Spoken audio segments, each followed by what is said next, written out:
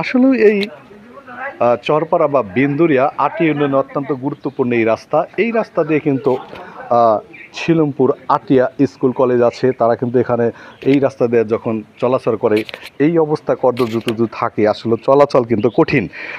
সেই বিষয়টাই এখানে আমি আপনাদের মাঝে তুলে ধরার চেষ্টা করছি।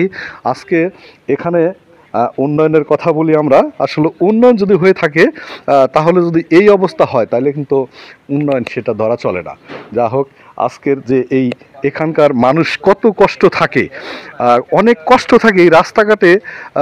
বিশ্বায়নের যুগে একটা দেশের একটা গ্রামের যোগাযোগ অবস্থা বা কমিউনিকেশন অবস্থা যদি ভালো থাকে, সেটা কিন্তু আসলে ওই এলাকার মানুষ কিন্তু উন্নয়নের দ্বার যে কোনো ছোট পণ্য অন্য জায়গায় নিয়ে যাবে রাস্তা দিয়ে, সেটা কিন্তু পারছে না। এই অবস্থায় কিন্তু আসলেও আমরা জানি যে এই রাস্তার যে অবস্থা এখানে কাদাযুক্ত, এই যে কাদাযুক্তর মধ্যে কিন্তু অনেক মানুষ চলাচল করতে পারে না, বিশেষ করে যারা এখানে বয়স্ক লোক আছে। এবং সবচেয়ে আরও গুরুত্বপূর্ণ কথা, অনাকাঙ্ক্ষিত ঘটনা যে কোনো সময় ঘটে যেতে পারে। কারণ একজন মানুষ আমরা যদি প্রেগনেন্সি অবস্থায় টাঙ্গাইল নিয়ে যাই এই রাস্তা দিয়ে, তাহলে যে কোনো সময় রাস্তায় একটা অনাকাঙ্ক্ষিত দুর্ঘটনা ঘটে যেতে পারে।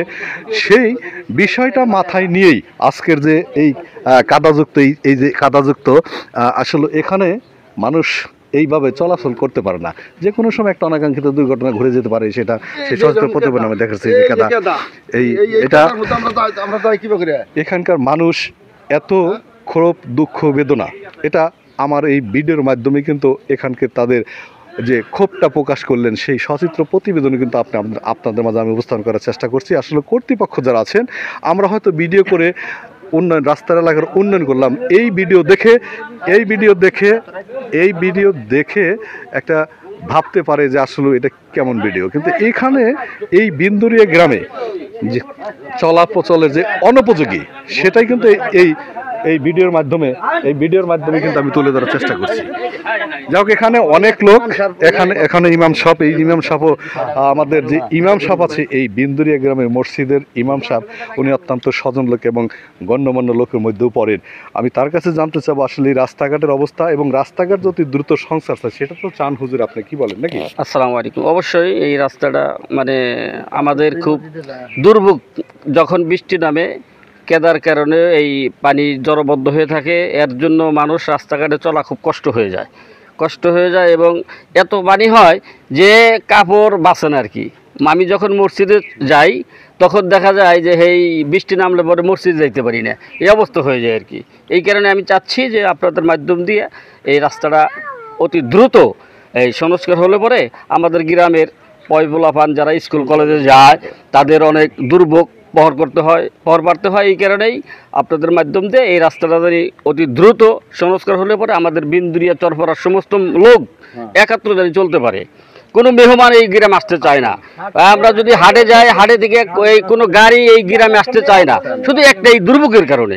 কারণ এমন সময় হয়ে যায় যে বৃষ্টি নামলে পরে আমাদের গ্রামে গাড়ি ঢুকতে চায় না, এরকম কষ্টে আমরা আছি।